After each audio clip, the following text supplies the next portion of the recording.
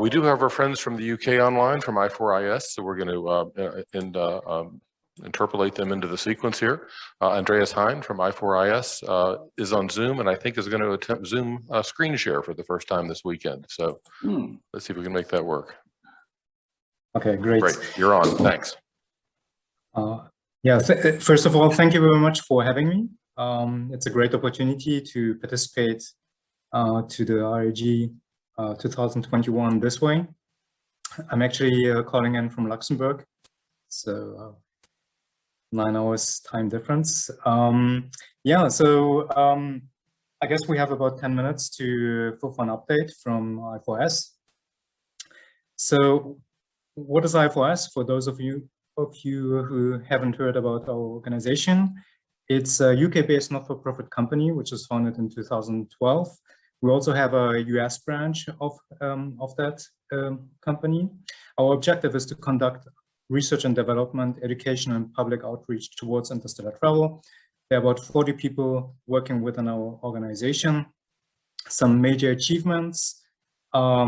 Some of you might know about Project Lara, the first study to reach an interstellar object such as Oumuamua, which was discovered in 2017. We've also organized an international competition, student competition on laser-powered solar sails, laser-powered sails in 2015. One of the designs by the team from UCSB subsequently then evolved into the architecture, which is currently the basis for Breakthrough Starshot.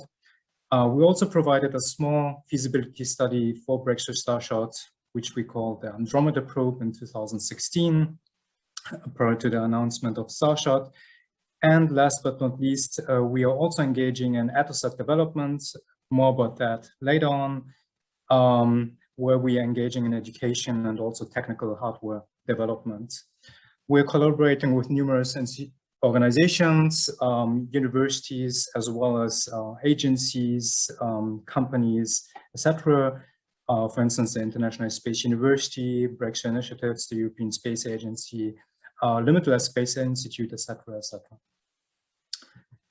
Now, some of the achievements from our technical committee from 2019 to 2021. We published a paper in 2020 about using small or fleet of balloons to search for biosignatures in the Venusian atmosphere, subsequent to the discovery of potential biomarkers in 2020. We recently published a paper about near-term self-replicating probes. I mean, self-replicating probes are quite prevalent in various publications about SETI. They're considered to be like the ultimate exploration engine. We're actually looking into the question of what can actually be done, how far can we close the self-replicating loop with currently existing technologies. Then also quite recently we published a state-of-the-art paper on world ships in collaboration with Frederick Morin from the CNRS and Cameron Smith, who is an anthropologist, and which provides a broad overview over the topic of world ships. So the paper is for free. Please have a look if you have the possibility. Then last but not least, Project Lara. So we published 4 papers in total about various missions to Oumuamua, but also Borisov and other hypothetical interstellar objects using various types of propulsion, flybys, nuclear, thermal propulsion, etc., etc. So this is really one of the research areas we are expanding on. Now, most recently, we also started looking into swarm-based interstellar communications. So using a fleet of spacecraft, which form a swarm at interstellar distances and then act as a kind of single transmitter. And we are investigating the question of how these swarms can be formed and how the communication capabilities can be enhanced by this, by forming a swarm. Now, just to give you an overview of our scientific output, so we are consistently publishing peer-reviewed journal papers in top quartile venues. Some journals you might be quite familiar with: Astrophysical Journal Letters, Acta Astronautica Advances in Space Research. Now I'm making the transition from the technical committee to the educational committee. So we are doing research and education on Attosats. So these are like gram-scale spacecraft. We developed the first dedicated chipset teaching module in collaboration with Breakthrough Initiatives and the International Space University.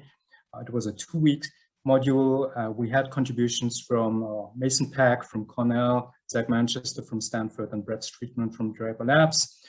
And we also have a dedicated team working on developing an Attosat. These are mostly students from former students from Drexel University, but we also have researchers from University of Pennsylvania joining this effort.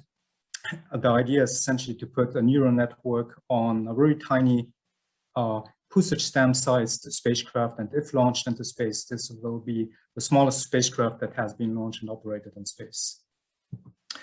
Now, in terms of education, we have some major collaborations going on with the International Space University. We delivered several interstellar modules.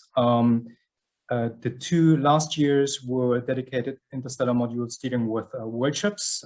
We had 4 teams each time working on specific projects around worldships, and they wrote up like paper-style reports. We are also engaging and co-supervising so-called individual projects. They are a little bit similar to like bachelor thesis projects. We are co-supervising 2 to 6 of these projects per year. We have multiple papers that got submitted to IAC. And we also have even journal papers which are based on these IP projects. We also have this year a major event, which was the Interstellar Studies Summer Course, which we delivered in collaboration with Limitless Space Institute, which was a 1-week intense interstellar course covering a variety of topics related to interstellar. And we're very thankful to Limitless Space Institute for this opportunity. Now, in terms of education, we are also engaging in outreach with different schools in the UK, USA, Nigeria, Vietnam, as well as astronomy societies in UK. Just to give you an example, so here you can see some pictures from a course at the Royal Institution targeting the 13th to 15th age group, as well as last year, the 16th to 18th group. So the workshop was named Skateboards to Starships. Last but not least, we also have our free quarterly Interstellar magazine. We have 34 issues to date. Please have a look at these issues. I mean, I think the last couple of issues were like 80 to 90 pages. So tons of material. Please have a look. Beautiful images. So anybody can find something interesting in these issues of Principio. If you would like to support our activities, we also have a membership program. So this is essentially for supporting our technical and educational activities, but you also get some benefits. For instance, access to member exclusive posts, videos, and advice. Free and discounted pricing for publications, merchandising, events, etc., etc. If you're interested, please have a look at the link below. And with that, thank you very much for your attention.